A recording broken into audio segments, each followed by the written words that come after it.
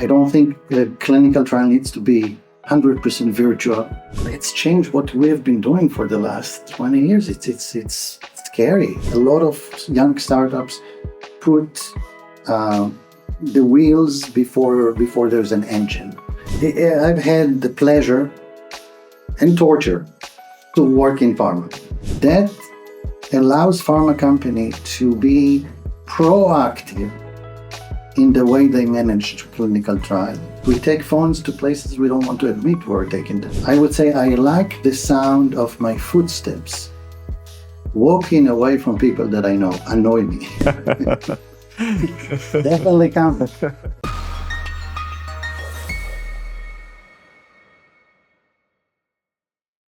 Hey everyone.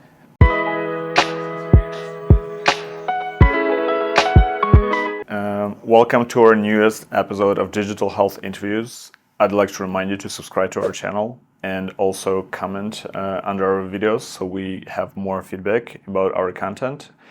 And I'm really excited to introduce our today's guest. His name is Amir Lahav. Hi, Amir. Hi, Alex. Thanks for having me.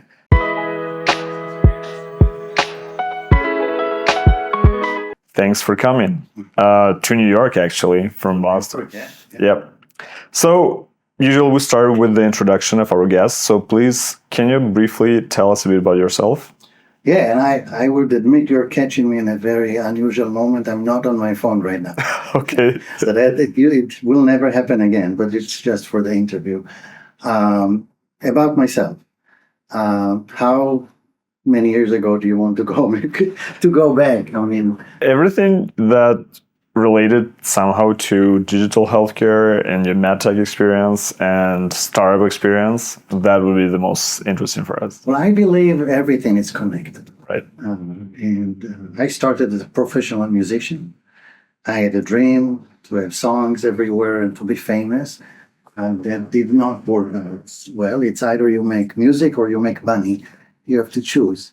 I was college volleyball. I was into fitness. A lot of those things are very important, actually, in my career. They made me, they exposed me to different types of people and different scenarios and different experiences that are character building, and opened my mind to help me look outside the box, especially in music, where improvisation, creativity is key to it. And I'm sure that my brain has shaped to be creative, and that definitely helps me in my work with digital health and AI.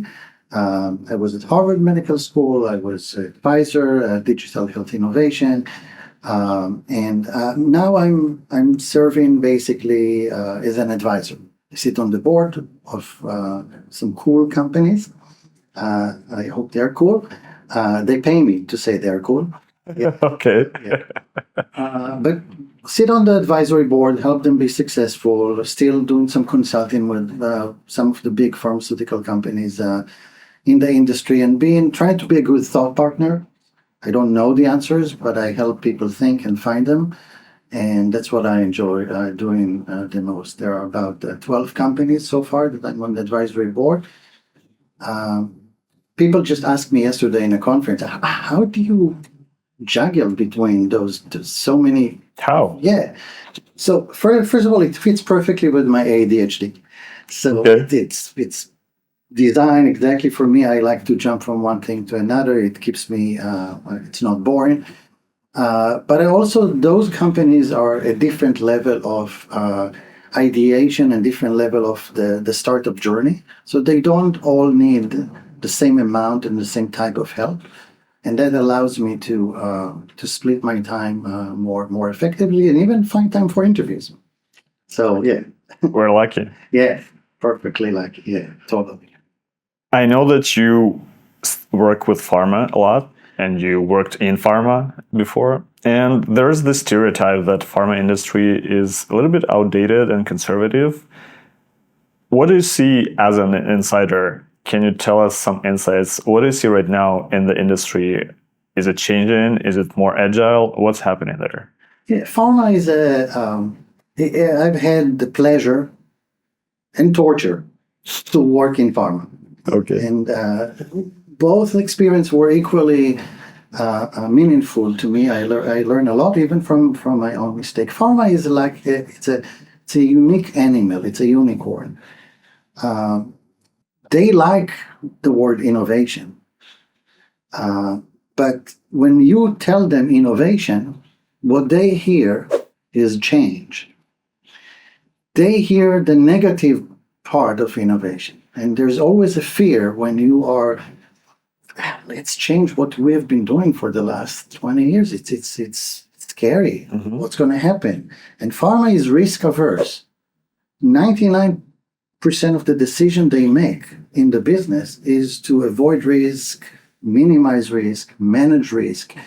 I don't blame them. They deal with very sensitive stuff. Wait, but 95% of drugs fail usually. Isn't it a risk? Oh, there is a risk. They lose a lot of money with Right. the drug, right? Everything just went away and they lost money.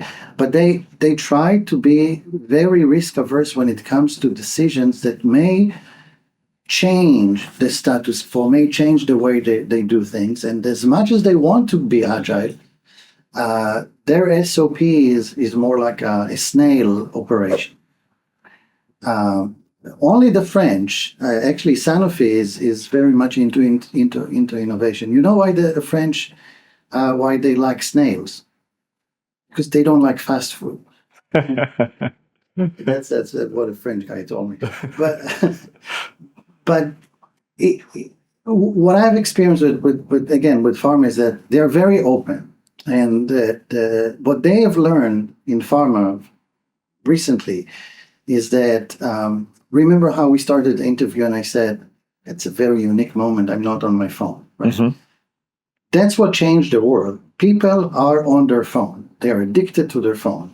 If you go to anatomy class now in college, phone is become one of our extremities. It's like the extension of our fingers. It's an anatomical bone or feature or accessories that is attached to us. We take phones to places we don't want to admit we're taking them, right?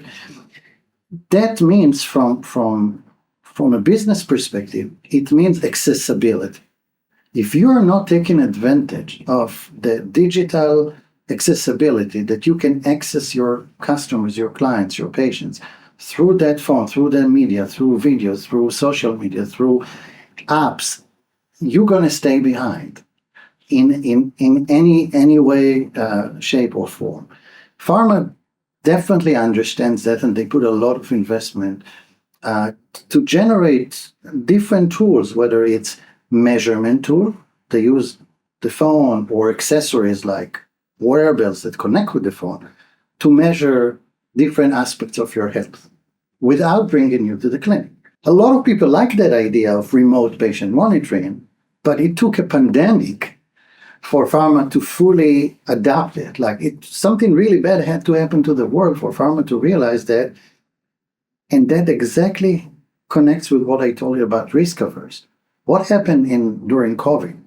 All the clinical trials were put on hold because people couldn't come to the clinic to meet the visit schedule of a clinical trials. Pharma was like, oh my God, we're going to lose all this money, all this investment. All of a sudden, they became super believers of remote digital monitoring, decentralized methods. Let's use the phone, sure. Who needs to come to the clinic? Because they had to mitigate that situation. Now they see that the beast is not that bad, and there's actually some beautiful aspects to remote patient monitoring.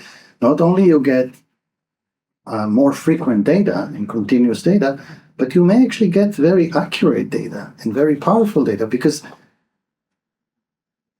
as we talk about the irony about how stuck our brain is when it comes to doing things like we did many years ago. Okay, we have in clinical trial, we have visits, we have baseline, we have 3 months, we have 6 months, we have 9 months. I don't know, somebody many years ago decided that if there is a major change in your health, it's going to happen exactly on those visits. Okay? And in between, nothing happened, and we don't need to measure anything. Now, this is like, you don't need to go to Harvard Medical School to understand that whoever came up with this idea, he was probably genius, but at the time, because there was no way to measure it, right? Right. But now that we have email, why do we want to send a fax, right? So you have to keep up with technology. You have to look at and see the advantage. And it's not just clinical trials, Alex. So even after the drug is approved, pharma companies are looking now beyond the drug, and they say, okay, through this medium that it is called cell phone or smartphone, we can access patients. Patients that are not in a clinical trials, patients that are out in the real world. And now, all of a sudden, pharma companies have direct access to them through a companion app, an app that goes with the specific drugs. They are like bonded pair almost. And you go to the pharmacy to refill your prescription, and the pharmacist said, oh, no, Alex, you can't take that drug without scanning the QR code to download the app that comes with the drug, because they are working together to help you manage your disease in a more holistic way. And that gives back a lot of information, a lot of data, valuable data to pharma, how the drug is performing in the real world, I mean, more diverse patient population. So I think pharma is slow and risk averse, but they are very open and very excited to learn about those opportunities. You just need to know how to talk to them. It's all about communication. Kind of to wrap up this conversation, I've talked to a few startup founders before that are innovating for pharma industry specifically, and their biggest problem was that all the doors that closed to pharma. And whenever pharma finds out that there is a cool solution, instead of working with a startup, they're trying to replicate with their in-house team. Do you think it's still the case? The pharma industry still doesn't want to work with small startups? I think it has to do again with being risk averse, right? Mm-hmm. Small startups, as we know in the evolution of startups, many of them do not survive, right? If I'm a pharma company, I want to make sure that I'm starting something, partnering with a company that has a future. So they do their due diligence, and they're not always jumping out of their chairs to work with a startup that seems a little premature. Mm-hmm. But like I said, it's all about communication. The mistake that I keep seeing, that young CEOs of small startups that have actually really cool ideas, something that I don't think pharma would have been able to do internally. Mm-hmm. But they are overselling. They're overselling, they're overambitious. They say our product is validated when essentially maybe there's a white paper or something, but there's no science behind it. And pharma is allergic to sales pitch. They don't like it. They like and appreciate young startups that come to them and say, we have preliminary data. We think there is a promise here. There is a potential. We understand we need to collect more evidence and answer many more questions before we can tell with confidence that this actually works. We want to partner with you on some of these pilot studies and validation studies that we can look together into the data and learn from each other and see. And then you have a go, no-go decision to make. If it doesn't work, okay, no big deal. If it does, let's continue. But transparency is very important in this process, and a lot of young startups put the wheels before there's an engine, and that's a huge mistake that I see. They try to sell because they want to survive. They want to satisfy the investors, but eventually, I always see it backfires. It's not a sustainable way, not with pharma at least. If you have a B2C model, Alex, yeah, you can trick a lot of system on the App Store and convince them this is a cool product. Sure, but you can't expect pharma to jump because you have a new app or a new algorithm. There needs to be more than that. There needs to be real value, and value that will also convince pharma that we shouldn't be doing this in-house. It's going to take too long, too much. But I can tell you, there's one trick that always works always works with pharma. This is what it is. What is it? Oh, that's like, I've seen this, like sometimes I sit in advisory committees with pharma companies and try to convince them to invest in a digital health product or digital biomarkers. I show them all the evidence, all the science, Nope, Amir, we have other priorities. Then at the end, just before I am about to leave the room, seriously, I'm like leaving the room, seriously, and I'm like, by the way, Novartis is doing this. Oh, come back, Amir, come. And they have this part of missing out. They don't want to stay behind. If there's a competitor that might be doing something, they emotionally, many pharma companies are at the age of 5 years old. Right. So they don't want the other kid to play with their toy or to have a better toy. So there's obviously some sarcasm here in what I say, but there is a point here. Competitive intelligence, it definitely makes a difference. And because at the end of the day, people will choose a drug that gives them more. That drug gives you also an app and an opportunity to manage your disease, or if that clinical trial is using better digital solutions that make the patient experience better, if patients can make a choice, they will vote with their feet and do what works for them. This is great. I think this is important to hear for startup founders that are trying or planning to operate in this market. Since you started talking about clinical trials, let's elaborate. Do you think after the pandemic, you said that there was like a shift to virtual clinical trials, but then people realized that there is no need to do that virtually anymore, and it's not very efficient. What's right now happening in this space? What do you feel? Well, again, I think people have taken the decentralized virtual a little too far. Like life is not black and white, there is gray. I don't think a clinical trial needs to be 100% virtual. Doesn't make sense. Mm-hmm. I'm not going to ship an MRI machine to your home, right? For you to. There are things that needs to be in the clinic. I think the concept is that, generally speaking, when you have a clinical trial protocol, if you can build flexibility into this protocol that will allow patients to participate in some of the study activities remotely, where possible, okay? If possible,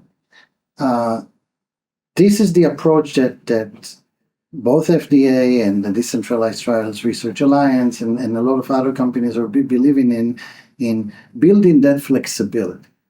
So it's always the way with virtual, to me, it's like in traffic, it's the concept of U-turn. When the GPS tells you to make a U-turn, it always says make a U-turn if possible.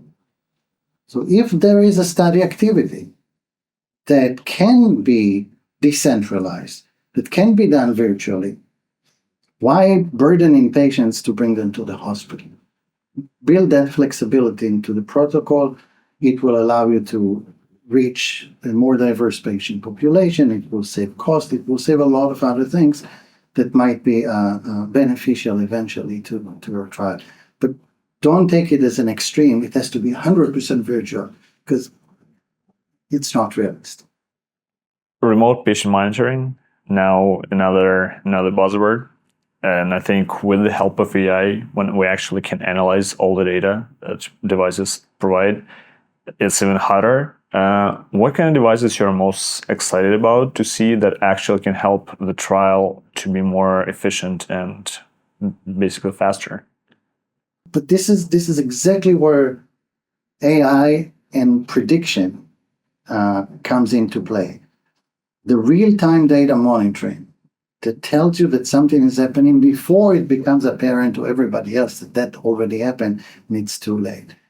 That allows pharma company to be proactive in the way they manage clinical trial, as opposed to how they've been doing it so far, which is being reactive.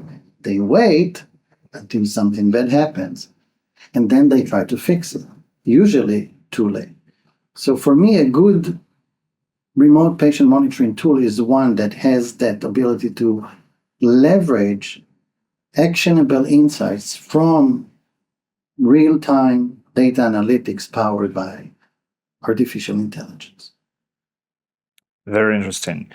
Talking about startups, I know you're an advisor and investor in lots of startups. Tell us, how do you choose a startup to work with? That's easy. Whoever pays more. Yeah. Okay.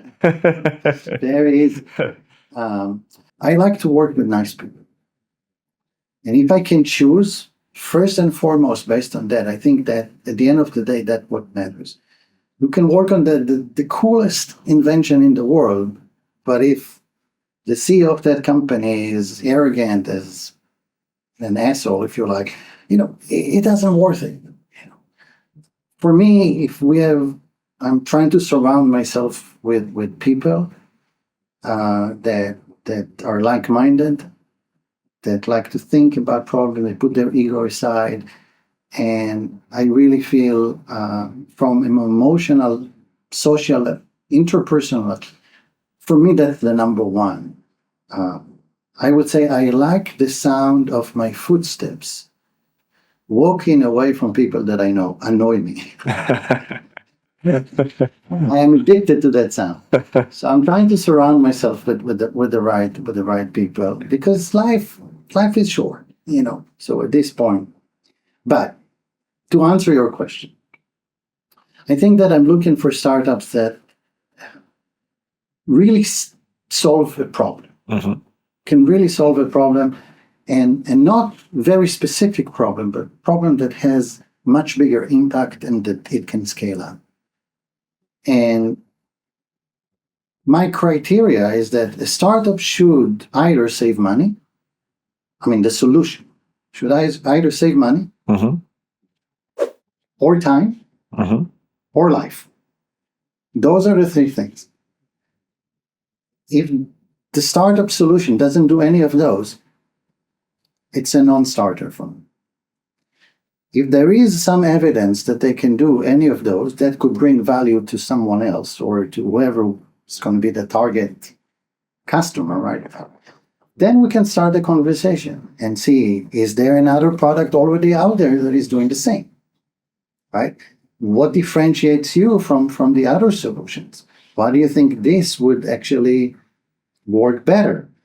And then there are a lot of questions about business models and the clinical validity and other things that, of course, if I feel I cannot bring value to a startup, which in many cases, I'm not the right person. Like, I do think they need an advisor, but it's not me. So I'm also trying to be very respectful of my time and their time, and not just decorate the website of companies and say Amir is advising them, but really, if I can bring value from my experience to help them grow and be better, that's sort of in a nutshell how I choose them. Okay, very cool. Do startups usually approach you, or if you find some really exciting solution, you also try to approach a founder? I don't approach usually people proactively. If I meet them in conferences, if I meet them in networking events, or sometimes we talk, and through that something comes up, or there's a word to mouth. But that's how it usually happens organically. talking about conferences and networking events. Yeah. I know there's a big event coming in October in Boston. No. Huge event, not big event. Oh, sorry, huge event. Huge event. Not in size. It's not health. It's not Vive. It's not HIMSS. Will be between 400 to 500. Okay, DHAI, the Digital Health and AI Innovation. Are you going to be there? I think so. Yeah. If you're there, I'm coming. Definitely coming. I'm very excited about this event. Really, it feels like I invited most of my friends. You have a lot of friends, apparently. Yeah, I'm running out of friends now because I need more friends to make the conference bigger.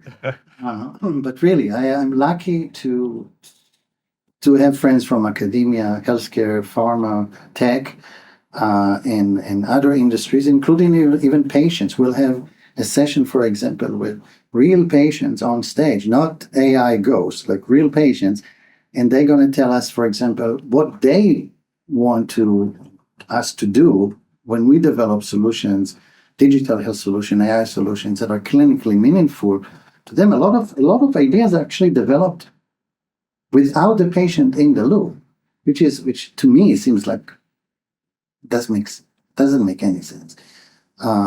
So listen to those patients, which is I'm just promoting one specific session in a big conference, but I'm emotionally connected to that session because I really believe in the power of patient voice to inform a lot of the things that we do and how we do them. But other than that, we're going to talk about AI. We're going to talk about the future of AI. We're going to talk about the future of humans in the world of AI. We're going to talk about how we should work with AI instead of fighting it. We're going to talk about the fear that people have that maybe AI will replace their job. And I can tell you, I don't have a crystal ball, but I would say I don't think AI will replace necessarily. I think AI is doing two things. It allows people to do other things that are much better at. They can focus on patient care instead of dealing with administrative procedures and other things that they may not need to deal in. AI can just, take care of it more efficiently. But in the evolution, it's not that AI will replace people. It's that people that don't have AI skills will be replaced by people who are very friendly with AI. That's, in my opinion, what we're going to see, and we'll talk because it will change a lot of the makeup of the pharmaceutical industry, the tech industry, the healthcare industry, how digital health and AI really can intersect, merge together to create a better future for everybody. I invite all of you to join us in Boston, October 7, 8, 9. It's going to be fun. It's going to be funny. It's going to be entertaining, and the occasional as well. We'll talk about success stories. We'll talk about failures. I encourage most of my speakers to actually go on stage and tell us what didn't work and why. Don't try to sugarcoat it and turn it into like, yeah, everything is okay. No, people need to know that sometimes it sucks and there are struggles. And if I can learn from someone else what not to do, I'm not going to waste time of other patients, dealing with repeating the same mistake. So the power of sharing things that did not work well, may not contribute to your ego, but I find that level of transparency more sexy and attractive than a fake success story. So that's the nature of the conference and the type of community of people that we're trying to bring together. Boston, October 7, 8, 9. Come join us. See you there, hopefully. Okay, thank you so much, Amir, and see you in Boston just in a few months. See you in Boston in October. Thank you.